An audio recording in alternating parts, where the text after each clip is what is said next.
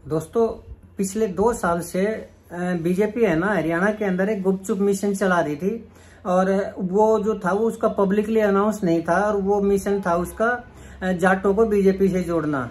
क्योंकि सभी जानते हैं हरियाणा के अंदर के जो जाट हैं वो बीजेपी का वोट नहीं देते। जो देते भी हैं वो बहुत थोड़ी मात्रा में देते हैं। लेकिन जाटों की जो संख्या है वो 22% और 22% एक बड़ा वोट बैंक होता है। इसलिए बीजेपी किसी भी रूप में जाटों को अपने पार्टी में शामिल करना चाह रही है। और उसने जो मिशन चलाया था उसकी जिम्मेदारी दी थी उसने सुभाष बराला को। लेकिन आज दोस्तों 2 साल से तो वो था हरियाणा के छोटे से क्षेत्र के अंदर, लिमिटेड क्षेत्र के अंदर, न इसका कोई प्रचार प्रसार किया गया और न ही किसी के बारे में बताया गया।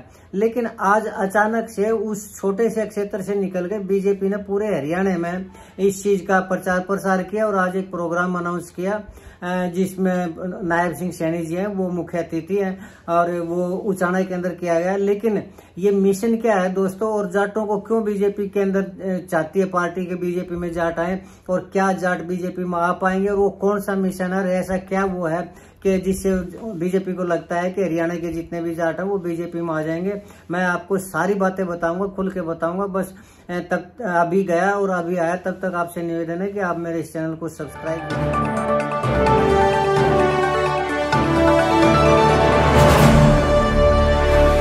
दोस्तों नमस्कार। दोस्तों मैं सतवीर सिंह अपने YouTube के भारत लिंक ग्लोबल चैनल पर आपका स्वागत करता हूं। दोस्तों जैसा कि मैंने अभी बताया कि बीजेपी है ना वो जाटों को पार्टी के अंदर लाना चाह रही है। जाट समुदाय है वो बीजेपी से नाराज है और उनकी नाराजगी दूर करने के साथ साथ ये चाहती है बीजेपी की जाट समुदाय है वो बीजेपी के अंदर आए और बीजेपी को वोट दे और उसका एक कोर वोटर बने। तो उसके लिए बीजेपी ने एक प्लानिंग की है, वो प्लानिंग है धर्म की। वैसे तो धर्म की राजनीति बीजेपी से शुरू से ही करती आई है। धर्म के नाम पर तो कैसे हिंदू मुस्लिम को लड़ाया आपस में और कैसे आज देश के अंदर वो तनाव पैदा किया इन दोनों समुदाय के अंदर। खैर, लेकिन आज का हमारा चर्चा का जो विषय है वो ये नहीं है। तो हमारा जो चर्चा का विषय हरियाणा है, और हरियाणा के अंदर जो धर्म के आधार पर बीजेपी चाहती है कि जाट समुदाय के अंदर पैठ बनाई जाए, उसको अपना कैडर बनाया जाए। तो वो क्या हुआ, कौन सा धर्म और क्या है, तो उसमें मैं बताना चाहूंगा कि पिछले 2 साल से बीजेपी एक धन्ना जाट है, यानी धन्ना भगत है राजस्थान के, और वो हैं तो राजस्थान के, लेकिन हरियाणा के अंदर भी उनके अनुयायी हैं और बहुत ही अच्छी संख्या में अनुयायी हैं। तो पहले तो मैं ये बताना चाहूंगा आपको, आप शायद सोच रहे होंगे कि धन्ना भगत के बारे में हो सकता है इतना आप ज्यादा ना जानते हो। तो पहले तो मैं धन्ना भगत के बारे में बताना चाहूंगा कि उनका जो जन्म था वो किसान परिवार में हुआ था और राजस्थान के टोंक जिले में हुआ था। कहते हैं जो हमने पढ़ा है उनके बारे में कि कृष्ण भगवान जो थे वो बचपन में ही उनके सखा थे, उनके साथ खेला करते, उनके साथ खाना खाया करते और वो सिद्ध थे उनको।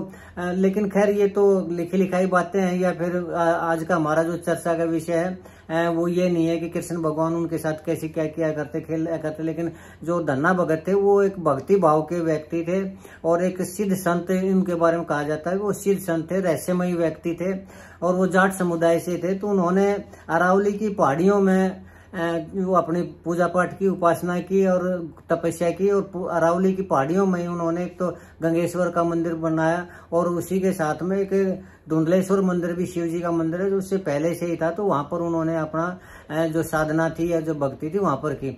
लेकिन उसी टाइम, और उनका जन्म हुआ था दोस्तों 14वीं शताब्दी में, और उसी टाइम से धन्ना भगत के जो अनुयायी हैं वो काफी थे। उनको धन्नावंशी स्वामी बोला जाता है। और वो राजस्थान के साथ साथ हरियाणा में भी, हरियाणा का वो एरिया जो राजस्थान से लगता है और पंजाब का कुछ एरिया है।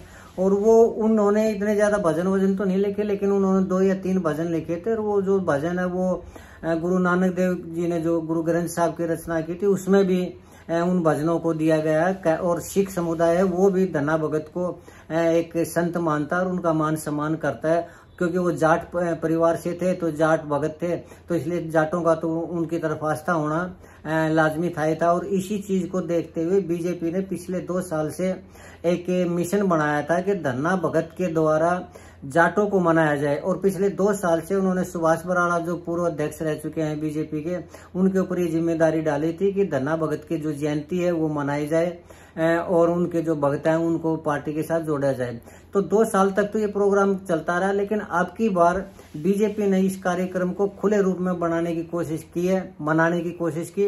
और वो जो प्रोग्राम है उन्होंने अब जाट बेल्ट, वो जो राजस्थान के साथ लगती हुई जाट बेल्ट है उससे निकल के ने और हरियाणा के अंदर बाकी का हरियाणा उसमें भी ये प्रोग्राम करने की कोशिश की। और आज उनकी जयंती है, 20 अप्रैल को उनकी जयंती। तो 20 अप्रैल को उचाना के अंदर एक जयंती की, धन्ना भगत की जयंती मनाएगी, उसमें मनाने लग रहे हैं अभी। और उसमें जो मुख्य अतिथि है वो नायब सिंह सैनी जी हैं।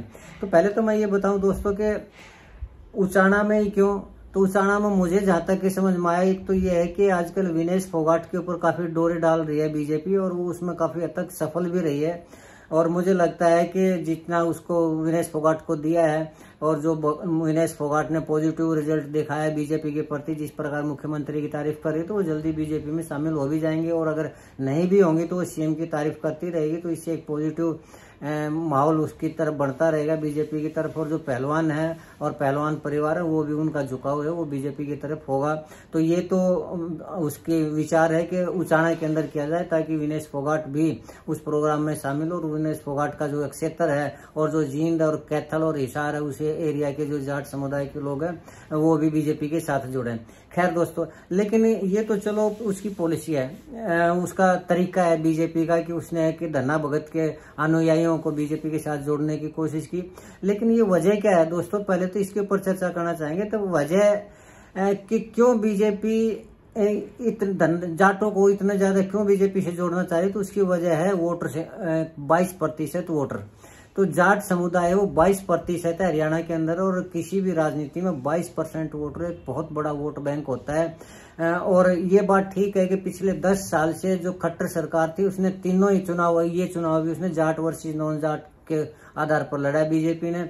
और पिछले 10 सालों में जो मनोहर लाल खट्टर जी ने उसने जाटों को खुद लाइन लगाया, जो जाटों को कुचलने की कोशिश की, तो उससे जाट समुदाय है वो बीजेपी से नाराज है।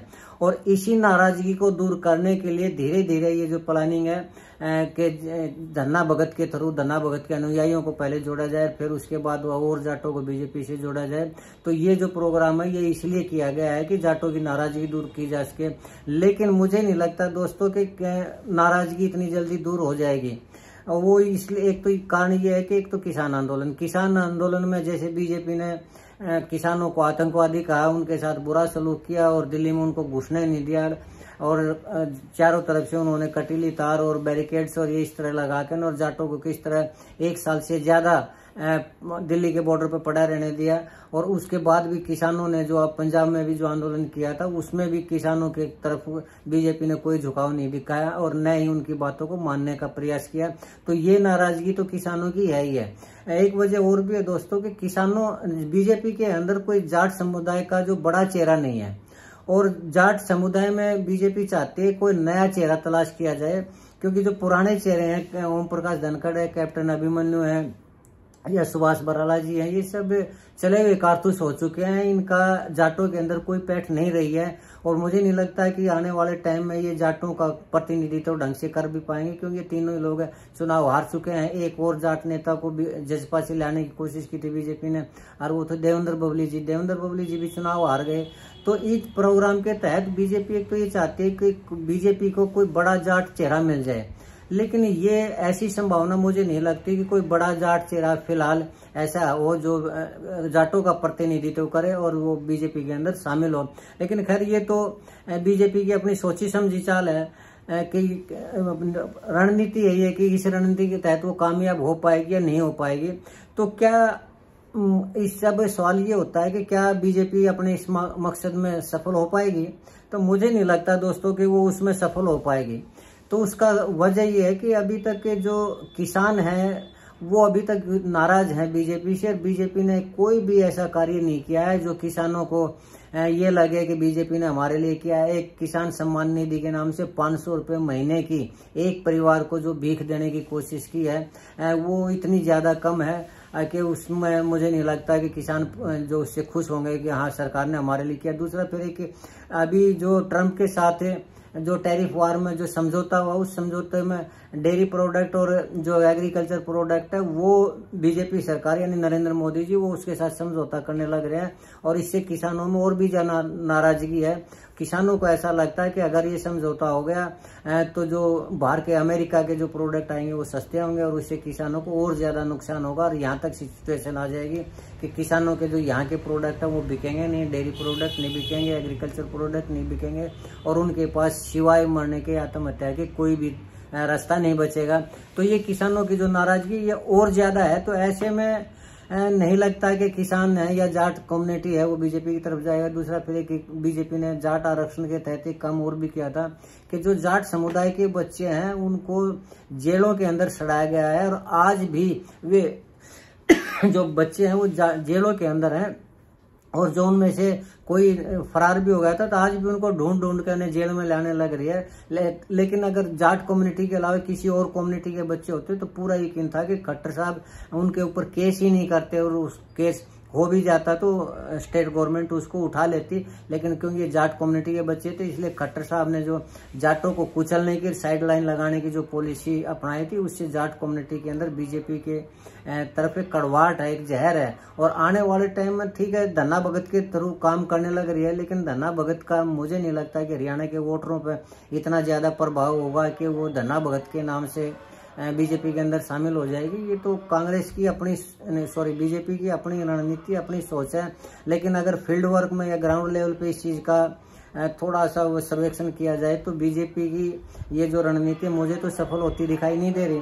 बाकी ये है कि पार्टी की अपनी सोच है, पार्टी का अपना तरीका है काम करने का। दोस्तों ये तो अपनी अपनी पॉलिसी होती है, अपनी अपनी रणनीति होती है, बीजेपी को जो लगता है वो करेगी। हाँ लेकिन मैं इस धन्ना भगत के सिलसिले में मैं एक बात जरूर कहना चाहूंगा कि धन्ना भगत ने जो अपनी पूजा की, अपनी आराधना की, अपनी जो भक्ति की वो अरावली पहाड़ी में गुफाओं के अंदर की थी। और ये एक बहुत अच्छी बात ये हुई कि उन गुफाओं के अंदर वक्फ बोर्ड की नजर नहीं पड़ी। नहीं तो वक्फ बोर्ड की नजर पड़ती तो आज के दिन पूरी की पूरी अरावली की जो पहाड़ियां वो वक्फ बोर्ड की प्रॉपर्टी होती। और जहां धन्ना भगत का मंदिर है वहां जरूर कांग्रेस कोई न कोई मस्जिद बनवा देती और ये एक फिर नए विवाद का यहाँ पर एक वो वजह होती। खैर ये अच्छी बात है कि ऐसा कुछ नहीं हो पाया। चलो आज का ये हमारा जो विषय था यही था कि जो पार्टी है बीजेपी है वोट जाट वोटरों को लुभाने का जो प्रयास कर रही है वो धन्ना भगत के थ्रू कर रही है। आने वाले टाइम में देखते हैं क्या रहेगा कैसे रहेगा। तो फिलहाल तो हमारी चर्चा का यही विषय है। मुझे उम्मीद है कि आपको मेरा ये वीडियो ये पसंद आया होगा।